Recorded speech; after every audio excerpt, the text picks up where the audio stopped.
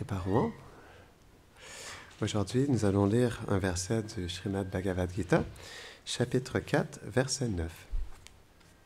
Om Namo Bhagavate Vasudevaya. Om Namo Bhagavate Vasudevaya. Om Namo Bhagavate Vasudevaya. Om Namo Bhagavate Vasudevaya. Om Namo Bhagavate Vasudevaya. Om Namo Bhagavate Vasudevaya. Nous allons lire le sanskrit. Janma karma cha me divyam evam yo veti tatvataha taktvate puna janma naitimam iti sarjuna. Traduction. Ô Arjuna, celui qui possède une véritable connaissance sur ma naissance et mes activités qui sont transcendantales, ne reprend plus naissance après avoir quitté ce corps. Il m'atteint certainement. Commentaire. Tout en Krishna est absolu. Son nom, sa forme, ses attributs et ses divertissements. Ils ne sont en rien différents de lui. Ainsi, celui qui comprend leur nature purement transcendantale et absolue et qui s'absorbe en eux devient également libéré des influences matérielles et il atteint la perfection spirituelle de devenir un associé du Seigneur. Chai.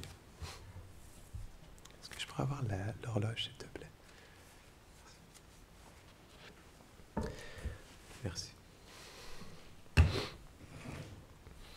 Om Agyanatimirandasya Gyananjadasharakaya Chakshurun Militam Jena Tasmai Shri Gurave Namaha Shri Chaitanya Mano Bhishtam Stapitam Jena Bhutale Swayam Rupa Kadamayam Dadati Svapadantikam He Krishna Karuna Sindhu Dina Bhando Jagatpate Gopesha Gopika Kanta Radha Kanta Namostute Tapta Kanchana Gaurangi Radhe Brindavaneshwari Vrishabhanu Sute Devi Pranamami Hari Priye Vanshakalpatarubhyashta Kripa Sindhubhya Evacha Patitanam Pavanebhyo Vaishnavebhyo Namo Namaha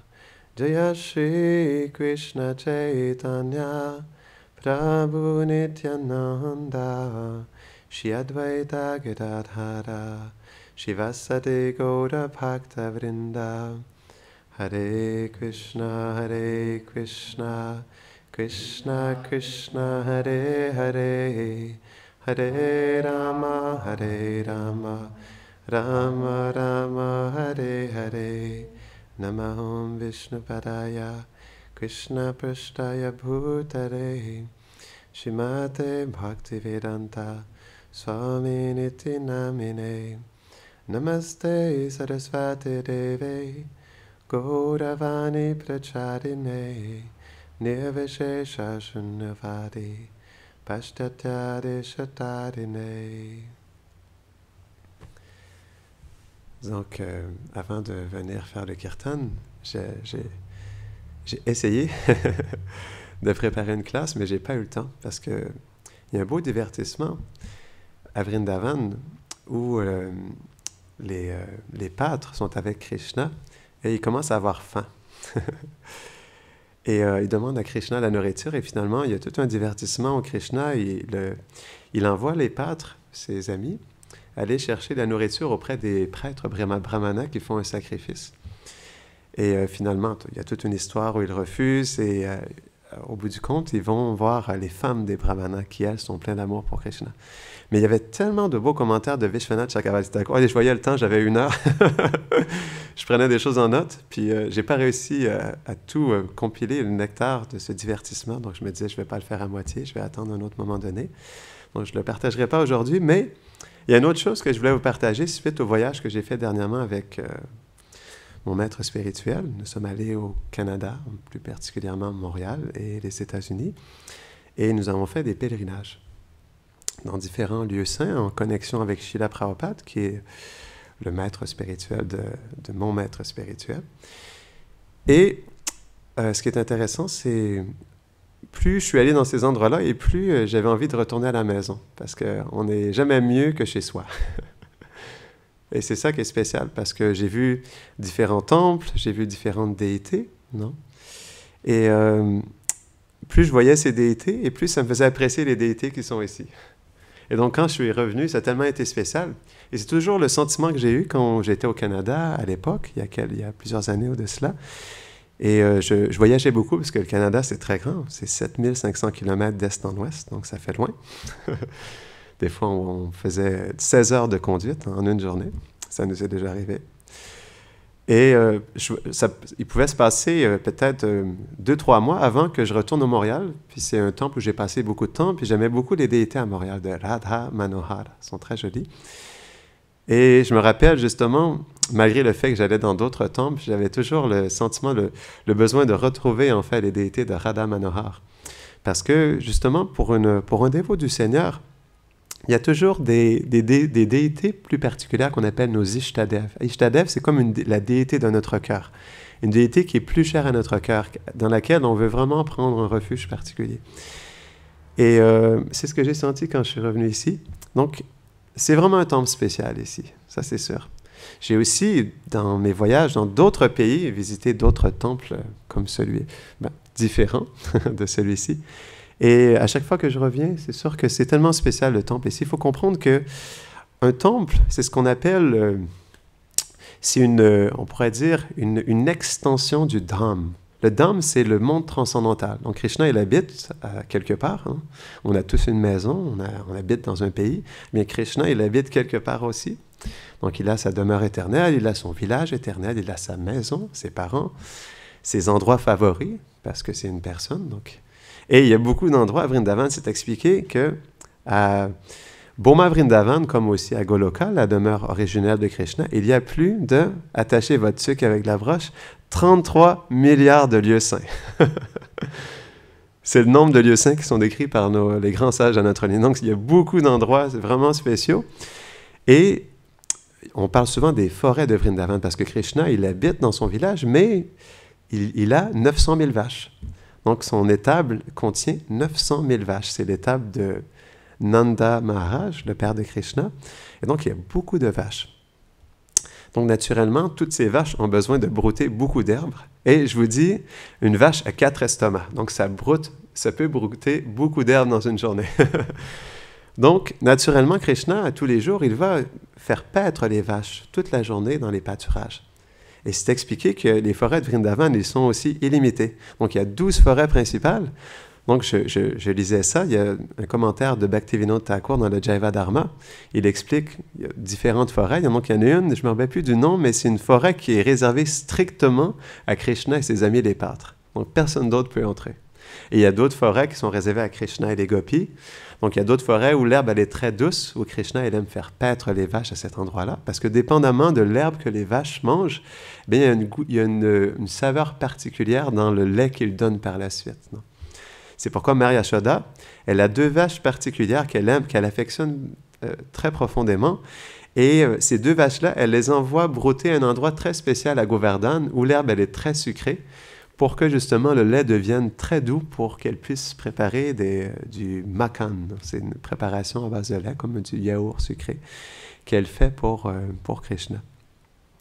Donc, pour en revenir à nos moutons, parce que je me suis un peu éparpillé dans les gloires de Vrindavan, mais il faut comprendre que, donc on expliquait la dernière fois qu'il y a 5, on pourrait dire, manifestation du Dham, de la demeure éternelle de Krishna. Et la 5e, je ne m'en rappelais plus. Et elle est importante pour nous parce que la 5e, c'est le Dham, la demeure de Krishna, mais qui se manifeste sous la forme du temple. Donc pourquoi ça devient une demeure de Krishna aussi, une extension de sa demeure? C'est parce qu'il y a des déités qui sont installés. Et ça, ce n'est pas quelque chose d'ordinaire. Il faut comprendre que, comme Krishna, c'est une personne, si on l'appelle, il vient personnellement. C'est comme lorsqu'on chante son nom. Si on chante son nom avec sincérité et désir de le rencontrer, mais il vient. il vient. C'est expliqué qu'il peut même danser sur notre langue. Donc, c'est la même chose avec les déités. Lorsqu'on appelle Krishna à venir se manifester sa présence sous la forme de la déité, ben, il peut le faire. Parce que Krishna, il est omniprésent, omniscient. Il est dans le cœur de tous les êtres. En ce moment, il est présent dans le cœur de chacun ici. Donc, il est avec nous à chaque instant. Donc, pour lui, de se manifester sa présence sous la forme de la déité, c'est quelque chose qui est très simple pour lui parce qu'il est présent partout. Tout émane de lui, non? Et donc, c'est pourquoi l'installation de la déité, c'est quelque chose qui est très spécial parce que on invite Krishna à manifester sa présence. Et les déités, c'est ce qu'on appelle des formes de miséricorde. Pourquoi miséricorde? Parce qu'ils nous donnent, ils se rendent accessibles à nos yeux. Même si Krishna était présent personnellement il y a 5000 ans, donc maintenant il est dans sa demeure éternelle, mais il est toujours présent sous la forme de la déité. Et ça, c'est quelque chose de... C'est une belle méditation à avoir lorsqu'on rentre dans le temple. On entre dans la maison de Krishna. Et on ne s'en rend pas compte lorsqu'on va à l'extérieur, sur la rue du Madrier, et qu'on passe à côté, on voit un bâtiment qui ressemble un peu au bâtiment environnant. Mais lorsqu'on entre, là, on peut voir que c'est réellement la maison de Krishna. Donc ici, c'est... Parce que Krishna est présent, c'est ce que nos acharyas, les grands sages de notre lignée, les expliquent. Quand on installe la déité, mais la déité est présente, et là où elle vit, c'est aussi présent, dépendamment de quelle déité on installe.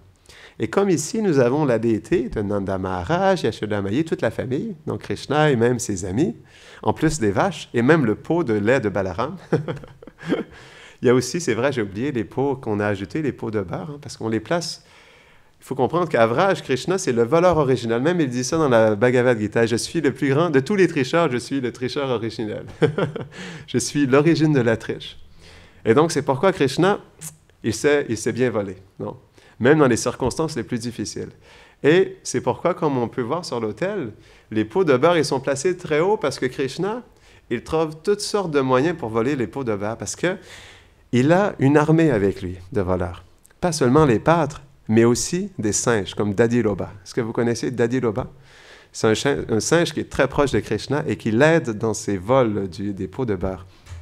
Et donc, même si les gopis les placent avec des cordes très élevées, parce que j'imagine les plafonds sont élevés dans les maisons de Vraj, donc c'est quand même difficile, on ne peut pas juste sauter. Et Krishna, souvent, il emploie ses amis les singes, plus particulièrement Dadiloba, parce qu'il est très agile, à aller chercher les pots de beurre. Non?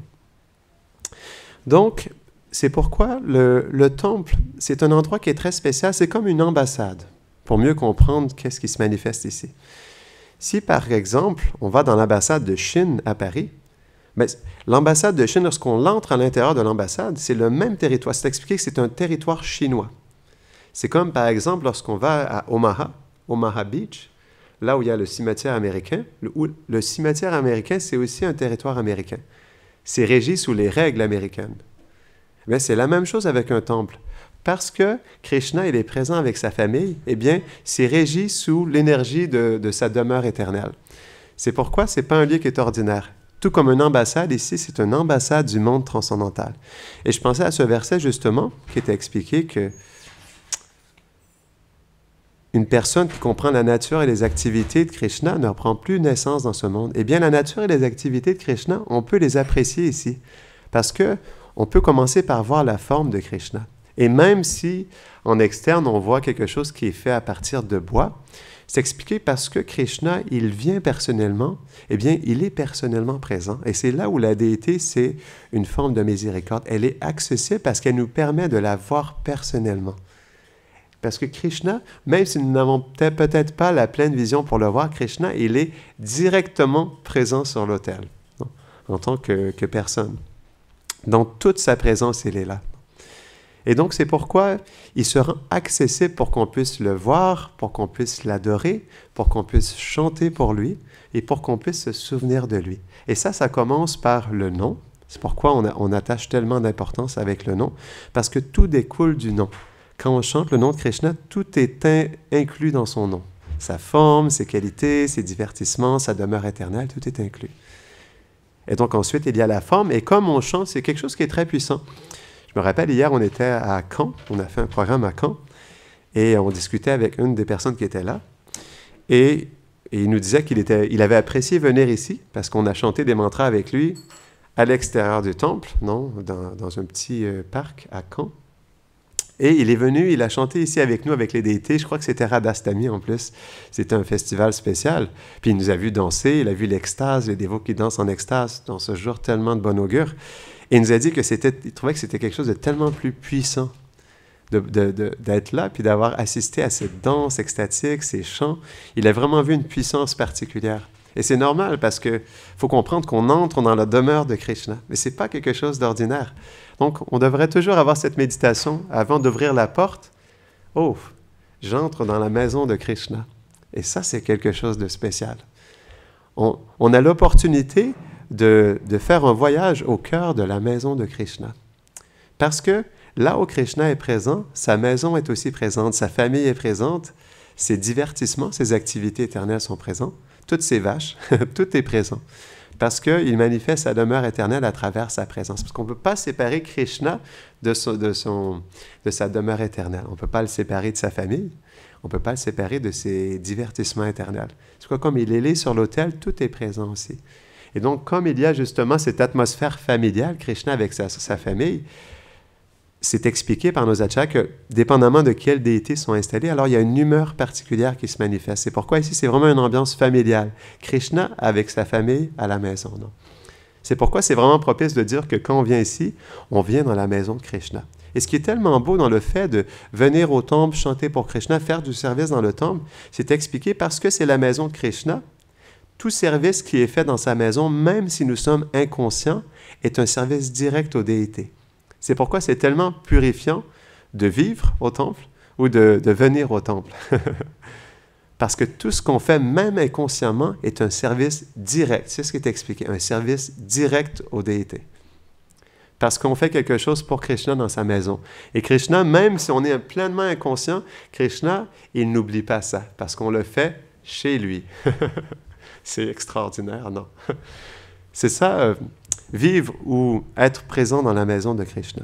Et c'est une belle méditation à avoir. Comprendre que, comme Krishna, il est sur l'autel en ce moment, donc les rideaux sont fermés, mais il se passe beaucoup de choses.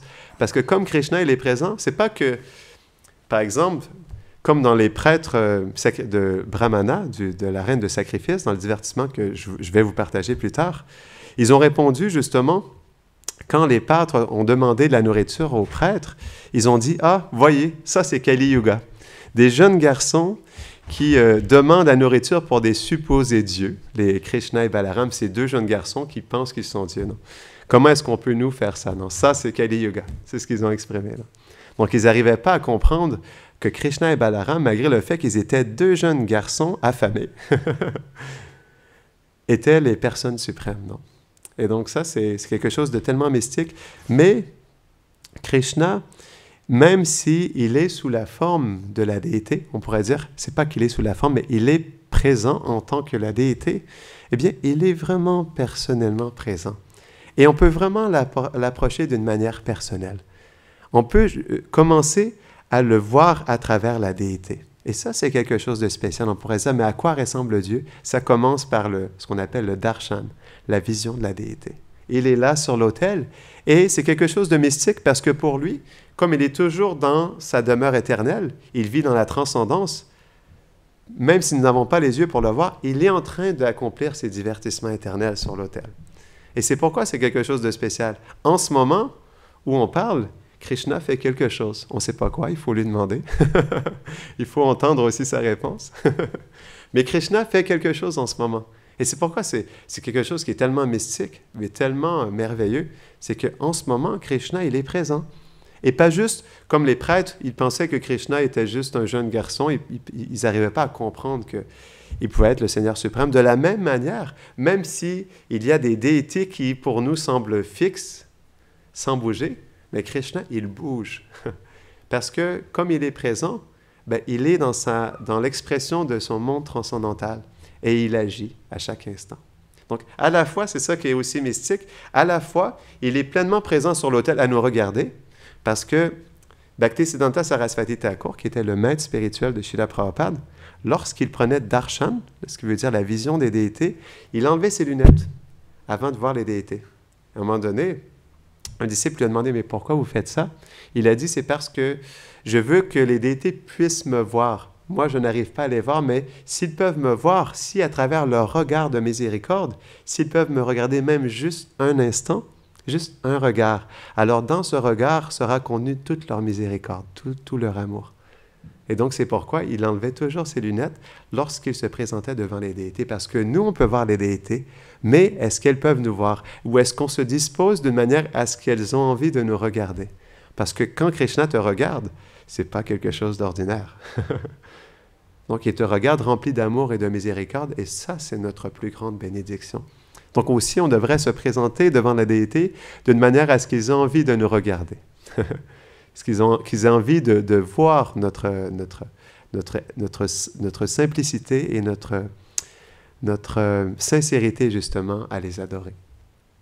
Donc, le temple nous permet vraiment de prendre refuge de cette demeure transcendantale de Krishna. Donc, c'est vraiment un refuge dans le monde matériel. C'est pourquoi c'est une ambassade spirituelle. Ici, on est protégé parce qu'on est dans la maison de Krishna. Et aussi, parce qu'on est ici, on nous se permet nous-mêmes de pouvoir purifier notre cœur et pouvoir graduellement développer notre relation avec Krishna. Parce que c'est extrêmement puissant. C'est expliqué.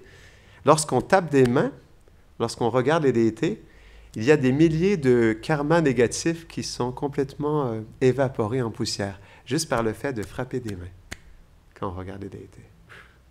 C'est quelque chose qui est tellement profond. Donc, tout ce qu'on fait est tellement apprécié par Krishna parce qu'on le fait dans sa maison. C'est pourquoi c'est bien de venir le plus souvent au temple. On devrait, si possible, venir au moins une fois à tous les jours pour voir Krishna. Parce qu'il est personnellement présent et c'est une opportunité aussi de le voir et de s'associer avec lui, non? Et ses dévots. Parce que Krishna, il nous permet, c'est ce qu'on expliquait, il se rend accessible pour nous. Et ça, c'est beau. À travers sa déité, à travers son nom, à travers ses dévots. Parce que Krishna, il agit à travers ses dévots aussi. Il permet à ses dévots de se souvenir de lui, de parler de lui. À travers ça, Krishna, il est présent. Parce que Krishna, il dit, je ne suis pas présent dans l'austérité des yogis ou dans le cœur des êtres, mais je suis personnellement présent là où mes dévots me glorifient. C'est là où personnellement j'ai envie d'être. Non. Et donc aussi, par rapport aux déités, et on expliquait que c'est quelque chose de vraiment mystique, comme Krishna est présent, sa demeure éternelle, elle est présente, mais elle est présente aussi en proportion de la dévotion des habitants du temple. C'est ce qui fait la différence. Si on voit par exemple Prabhupada, qui lui était un pur dévot du Seigneur, a installé plusieurs déités. Mais pour que ces déités puissent rester présentes pour ceux qui viennent au temple et qui résident au temple, il faut que cette dévotion continue parce que c'est comme par exemple lorsqu'on offre de la nourriture à Krishna, le moins on offre avec la dévotion, le moins Krishna va être enclin à vouloir l'accepter. C'est la même chose aussi avec la présence des déités. Le plus on cherche à les aimer, à les adorer, à les servir, et le plus ils seront prêts aussi à réciproquer avec nous et à être présents en fait dans notre vie. Donc c'est pourquoi, même si naturellement les déités viennent par un maître spirituel qui lui justement dans sa relation et dans sa pureté de cœur invite les déités personnellement à venir, c'est aussi la responsabilité de ceux qui résident dans le temple et ceux qui viennent justement d'appeler Krishna, parce que c'est un appel en réalité. C'est pas seulement des rideaux, c'est comme une fenêtre qui s'ouvre sur le monde spirituel. Et lorsqu'ils sont devant nous, il en vient à nous justement de les appeler pour qu'ils puissent se manifester dans notre cœur. C'est vraiment un appel du cœur. Donc on vient ici pour un cri du cœur justement, pour appeler Krishna, l'inspirer à venir dans notre cœur, à nous dévoiler justement sa personne, à nous faire sentir sa présence dans notre vie. Et c'est là où justement le temple, il est cette opportunité à tous les jours de voir Krishna et de le prier justement, puis de bien vouloir le quémander, s'il le veut bien, dans sa douce volonté, de manifester sa présence dans notre cœur pour qu'on puisse rester connecté avec lui. Non? Et tout ça à travers l'entremise de sa déité. Non? Donc c'est pourquoi c'est bien de temps à autre justement de réfléchir, de méditer à nouveau sur l'aspect tellement sacré et transcendantal du temple qui est celui-ci. Non? Et à quel point aussi nous sommes fortunés à Saint-Étienne-du-Rouvray, au 41 rue du Madrier, de pouvoir être ici aujourd'hui ensemble dans la compagnie des dévots à adorer le Seigneur Krishna et toute sa famille. Donc, en réalité, nous sommes extrêmement fortunés. Donc, c'est pourquoi, justement, le fait de venir ici, c'est expliqué que ça prend beaucoup de piété des vies passées pour pouvoir s'associer avec les dévots du Seigneur, regarder la déité, ça prend beaucoup de piété. Donc, pour qu'une personne vienne fréquemment, ça veut dire que oui, naturellement, elle a fait des choses dans ses vies passées pour pouvoir être dans l'association de Krishna, sa famille et ses dévots. Parce que c'est vraiment de bon augure pour une personne d'être ici, parce que ça lui permet d'être en contact avec Krishna. Et, comme l'expliquait Krishna lui-même dans ce verset, une personne qui comprend la nature de son apparition et de ses activités ne reprend plus jamais naissance après avoir quitté ce corps. Il m'atteint certainement. C'est même expliqué par Vishwanath Chakravarti Thakur que celui qui adore la déité sur l'autel, il est par le service tellement intime qu'il fait aux déités, il peut directement être introduit dans la demeure de Krishna dans sa prochaine vie, s'il le fait pour le reste de sa vie, pour toute sa vie. Donc ça, c'est la miséricorde de Krishna lorsqu'on le sert. Et donc, de vivre ici, de chanter, même aussi de chanter devant les déités, si vous avez une opportunité de chanter votre japa devant les déités, c'est quelque chose qui est très spécial aussi parce que on chante le nom de Krishna et Krishna, il est présent sur l'autel, donc il y a une connexion plus profonde. Et Bhaktivinoda Thakur, il explique ça dans le Harinam Chintamani.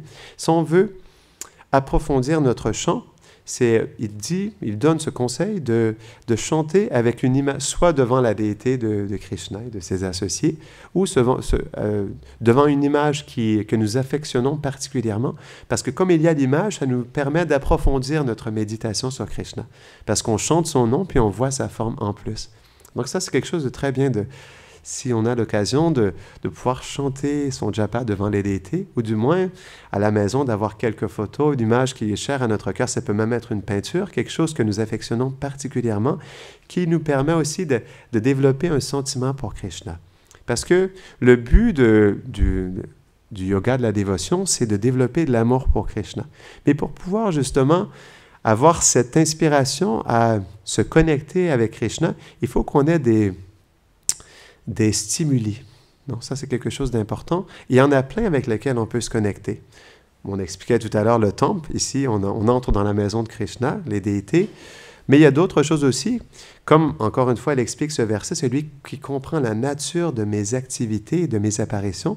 Donc ça, c'est dans le fait d'étudier la vie de Krishna, de comprendre comment Krishna est apparu, comment son apparition, elle est transcendantale, et quelle est la nature de sa personne aussi. Comment Krishna, il est une personne qui est transcendantale dans ses qualités, dans sa personne, dans ses relations avec ses associés. Et ça, justement, ça nous permet de développer de l'attachement pour Krishna. Parce que le plus on découvre Krishna, et le plus on devient attaché à lui. Parce que Krishna, il est cette personne qui, lorsqu'on la voit pour la première fois, on devient tellement éperdument attaché et amoureux de lui qu'on a envie de se donner complètement à lui. C'est ça Krishna, c'est ça Dieu. C'est pourquoi Dieu, en tant que personne suprême, il est une personne qui est vraiment extraordinaire. Parce qu'il s'agit de la voir une fois, puis on est pour l'éternité, on est le cœur fond de voir cette merveilleuse personne, parce qu'il est la personne originale. Donc on va terminer ici. Est-ce qu'il y a des questions ou des réflexions avant qu'on termine? Radha Kripa Ruanki. Jai Shri Nanda Jashoda Krishna Balaram Shri Suvalsaka ki. Jai Shri Dhavali Yamuna Mata ki. Jai Shri Radha Madan Mohana ki. Jai Shri Nitai Vishwamba ki. Jai Shri Prahlad Nishingadeva ki. Janatai Gaura Premanande. Hare Krishna.